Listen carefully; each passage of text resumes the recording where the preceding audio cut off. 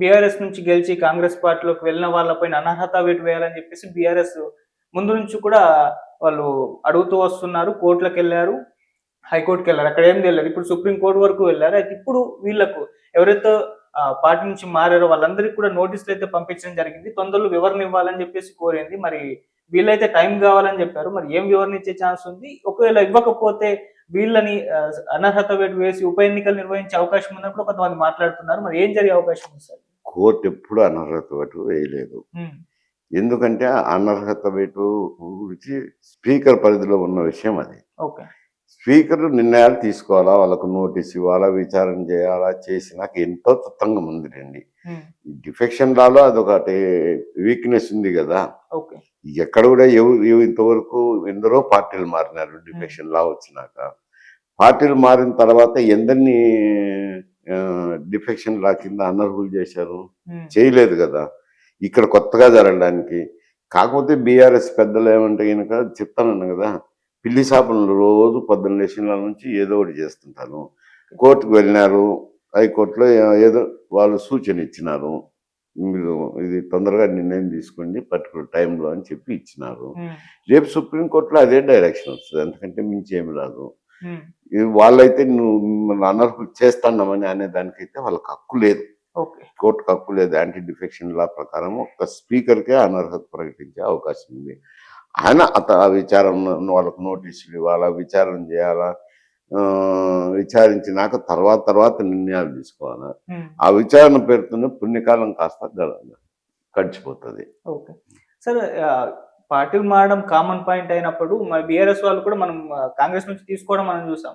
అయినా బీఆర్ఎస్ ఇంత పట్టుబట్టి దీనిపైన ఫోకస్ చేయడానికి కారణం ఏంటి సార్? చెప్తున్నాను కదా, అప్పుడు కాంగ్రెస్ పార్టీ వాళ్ళ ఎమ్మెల్యేలను కూడా ఈయన బాజాప్తా తీసుకున్నాడు కదా, గ్రంథ సాంగులు ఏం కాదు కదా అంట.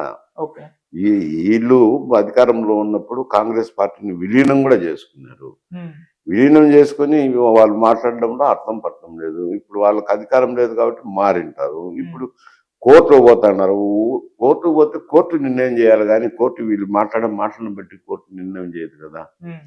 కోర్టులో విచారణ జరుగుతాయి. విచారణలో వాళ్ళ ఎక్స్ప్లెనేషన్ వాళ్ళు ఏమి ఇచ్చుకుంటారు, మేము జరుపుతామే, విచారణ చేస్తాము, పనులు ఉన్నాయి అని చెప్తారు. అప్పుడు ఏం చేస్తారు? అలాంటి టైంలో ఏదో తొందరగా జరపండి అని సూచనిస్తారు, అంతే, అంతకంటే మించి. ఓకే సార్, అప్పుడు కొంతమంది పార్టీ మారిపోయారు కదా, ఇంకా మారే అవకాశం ఉందన్న భయంతోనే బీఆర్ఎస్ ఈ విధంగా వెళ్తుంది. కాస్త అనర్హత వేటు కోర్టు చుట్టూ తిరిగితే ఇంకా వెళ్లకుండా ఉంటారేమో అన్న ఒక ఆలోచన చేసే పనిందని చెప్పేసి చెప్తున్నారు. ఇప్పుడు వీళ్ళు కేకలు వేసినంత మాత్రాన ఎవరు భయపడరు. ఎవరి రాజకీయం వారు చూసుకుంటారు. శాసనసభ్యులు కూడా వాళ్ళకు రాజకీయ పరిస్థితులను బట్టి అక్కడ నియోజకవర్గాల్లో ఉంటుంది కదా, కాంగ్రెస్ పార్టీ ఉంటుంది, వాళ్ళ నుంచి ఒత్తిడి వస్తుంది కదా. ఇటువంటివన్నీ చూసుకొని ఎవరి ఇబ్బందులను బట్టి వాళ్ళు నిర్ణయాలు తీసుకుంటారు. కానీ వీళ్ళు అరుచనే కేకలు వేస్తానే వాళ్ళు ఎవరు నిలిచిపోరు ఉంటారు. పోవాలనుకునే వాళ్ళు పోతారు, పోలేని వాళ్ళు ఉంటారు. ఓకే సార్, ఇక బీఆర్ఎస్ విషయానికి వచ్చేసరికి వాళ్ళ అధినేత కేసీఆర్ గారు మొన్న బయటకి రావడం చూసాం. అంటే కార్యకర్తతో మాట్లాడారు. ఈ ఫిబ్రవరిలో గజ్వేల్లో ఒక 5 లక్షల మందితో పెద్ద సభ కూడా ఏర్పాటు చేయబోతున్నట్టు చెప్తున్నారు. మరి ఇప్పుడు యాక్టివ్ గా ఉండబోతున్నారు కేసీఆర్ గారు. ఏ విధంగా ఉంటుందంటే బీఆర్ఎస్ పార్టీకి, మరి దీన్ని రేవంత్ రెడ్డి గారు ప్రభుత్వం ఏ విధంగా హ్యాండిల్ చేస్తుందంటారు? ఇప్పుడు అది ఏముంది రండి, ప్రతిపక్షంలో ఉన్నారు. ఆయన మీటింగ్ పెట్టచ్చు, ఏం కాదనేది ఏముంది. ఎప్పుడు మీటింగ్ పెడితే ఎవరు వద్దంటారు? ఎవరు వద్దన్నారు కదా. మీటింగ్ పెట్టచ్చు. వాళ్ళకి ఆర్గనైజేషన్ ఉంది, 10 సంవత్సరాలు అధికారంలో ఉన్నారు, డబ్బు కూడా ఉంది కాబట్టి భారీ స్థాయిలోనే మీటింగ్ పెట్టుకోవచ్చు. పెట్టుకొని పోయి అక్కడ స్టేజ్ మీద మాట్లాడతారు. కానీ ఇక్కడ ప్రతిపక్ష నాయకుడు హోదాలో వండుకొని ప్రతిపక్ష నాయకుడుగా ఉండి శాసనసభకు కూడా రావాలి కదా. రాలేదు కదా, శాసనసభకు ఇంతవరకు రాలేదు కదా. పోయి ఇక్కడ మాట్లాడితే అన్న పేరు వస్తుంది. పబ్లిక్ మీటింగ్లు పెట్టుకునే దానివల్ల ప్రతిపక్షంలో ఉన్నారు, పెట్టుకోమంటారు. కాకపోతే వాళ్ళు అరిసినారనో ఇంకోటి చేసినారనో రావు. కానీ ప్రభుత్వంలో ఉండే వైఫల్యాలను బట్టి తీర్పు ఉంటుంది రేపు. ఇప్పుడు కాంగ్రెస్ పార్టీ అధికారంలో ఉంది, వారి పరిపాలన, వారి స్కీములు ఇంప్లిమెంటేషన్ చేయడము, వాటిని బట్టి ప్రజలు రియాక్ట్ అవుతారు. కానీ బీఆర్ఎస్ విధానాన్ని బట్టి రియాక్ట్ అవ్వరు అంట. Okay sir. ఢిల్లీలో ఎలక్షన్స్ జరగబోతున్నాయి. ఇటు ఎన్డీఏకి అండ్ బీజేపీకి, ఇటు ఆప్‌కి మధ్య పోర్ ఎక్కువగా ఉండబోతున్నట్టు మనకు తెలుస్తుంది. మరి ఇప్పటి వరకు పబ్లిక్ మూడ్ చూసుకుంటే, ఇప్పుడున్న పరిస్థితులు చూసుకుంటే మరి ఢిల్లీలో బాగా వేయబోయే పార్టీ ఏదని మీ ఒపీనియన్‌లో సార్? అంటే ఇప్పుడు నాకు ఢిల్లీ గురించి అక్కడ నుంచి ఎవరన్నా వచ్చినప్పుడు మాట్లాడితే సమాచారమే కానీ అందులో ఢిల్లీకి వెళ్ళే వాళ్ళు హ్మ్. కిందికి వెళ్ళి చేయరు కదా. అవును. వాళ్ళు ఏదో వాళ్ళ పనులు చూసుకుంటారు, వస్తారు. ఎంపీలు కూడా పెద్ద పట్టించుకోరు స్థానిక రాజకీయాల గురించి. ఓకే. కాకపోతే పత్రికల్లో వచ్చే వార్తలను బట్టి గతంలో అయితే ఈయన ఆప్ నాయకుడు కేజ్రీవాల్కు మంచి పేరున్నది. హ్మ్. ఏది ఆయన right to information activist. Okay. Right to information act ఆ బిల్లు పెట్టాలా పార్లమెంట్లో అని చెప్పి పోరాటం చేసినారు. అన్నా హజారేని కూర్చోబెట్టుకొని ఒక దీక్ష చేయడం అయితేనేమి ఇతర. ఎందుకంటే రైట్ టు ఇన్ఫర్మేషన్ యాక్ట్ వస్తే అవినీతి తగ్గుతుంది అని, ఓకే. అవినీతిని రూపుమాపచ్చు ప్రభుత్వంలో పరిపాలనలో అని చెప్పి ఆ సదుద్దేశంతో ఆయన చేపట్టిన కార్యక్రమం అది. హ్మ్. సరే అంత చేపట్టింది మంచిదే. తర్వాత ఆయన అధికారంలోకి వచ్చినాడు, రాజకీయ పార్టీ పెట్టినాడు, ఆపు పెట్టినాడు. 2 మార్లు చీఫ్ మినిస్టర్గా 2 టర్మ్లు ఎన్నికైనాడు. ఓకే. మొదటి మారు ఎన్నికైనప్పుడు అక్కడ ఢిల్లీలో ఉండే సమస్యలు, స్థానికంగా ఉండే సమస్యలను విద్యాపరంగా అయితేనేమి, వైద్యపరంగా అయితేనేమి, అక్కడున్న సమస్యలు మంచినీటి సౌకర్యాలు అయితేనేమి ఇవన్నీ కల్పించినాడు. హ్మ్. ఆ మంచి పేరుతోనే మళ్ళా 2వ మారు అధికారంలోకి వచ్చినారు. హ్మ్. 2వ మారు అధికారంలోకి వచ్చినాక ఈ ఢిల్లీ లిక్కర్ స్కామ్ ఆయనకు మరకంటింది. అవును. ఎందుకంటే తెల్లటి షర్ట్ మీద చిన్న మరక పడిన బాగా ప్రస్ఫుటంగా కనపడుతుంది. అవును సార్. నల్ల షర్ట్ అనుకో ఏం కనపడదు కదా. అట్లా ఈయన రైట్ టు ఇన్ఫర్మేషన్ యాక్టివిస్ట్ కాబట్టి ఈయన కూడా కరప్షన్ చేసినారా అనేది ఒక ప్రజల్లో ఒక రకమైన అభిప్రాయం ఏర్పడుతుంది. ఇప్పుడైతే ఆ మరక మీద అరెస్ట్ కావడం జరిగింది, అది కేసు దర్యాప్తు జరుగుతుంది. మరి అది చెడ్డ పేరు వస్తుంది కదా. హ్మ్.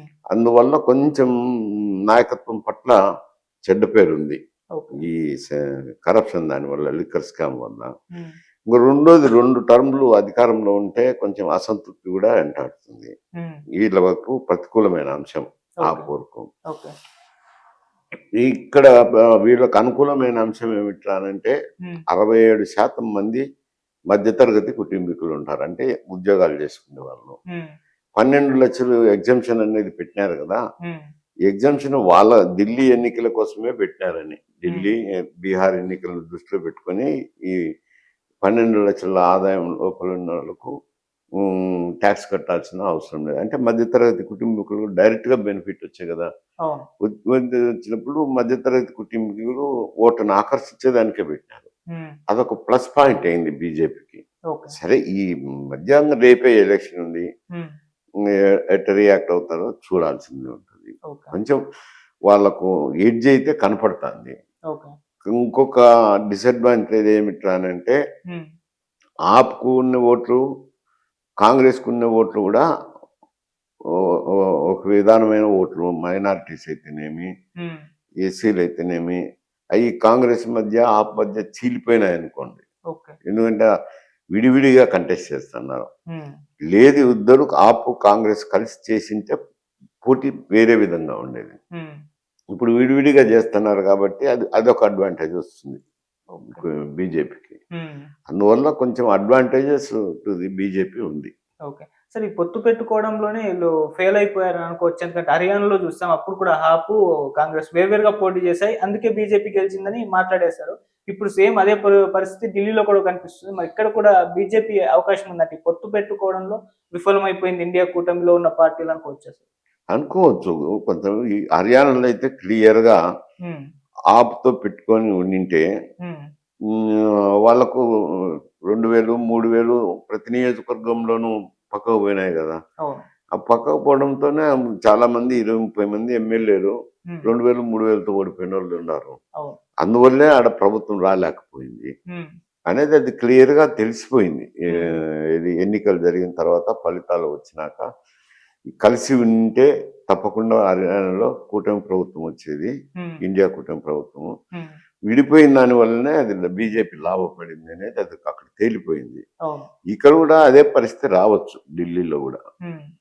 సరే, ఇండియా కూటమిలో ఉన్న అంటే పార్టీలు నేతలు ఎందుకు ఈ విధంగా బిహేవ్, వాటి వాళ్ళలోనే గొడవలు ఉన్నాయి. ఇది ఇండియా కూటమికి ప్లస్ అనుకోవచ్చు. క్లియర్ గా జనాలకు కూడా తెలిసిపోతుంది సార్. ఇండియా కూటమిలో లుకలుకలు అంటే ఉమ్, ఇప్పుడు ఏమైందంటే కాంగ్రెస్ బలహీనపడింది. ఓకే. ఇప్పుడు 2 రాష్ట్రాల్లోనే కదా ఉండేది, ఉమ్, కర్ణాటకలోను తెలంగాణలోను. ఉమ్, ఒక రీజనల్ పార్టీ మాదిరే తయారైంది.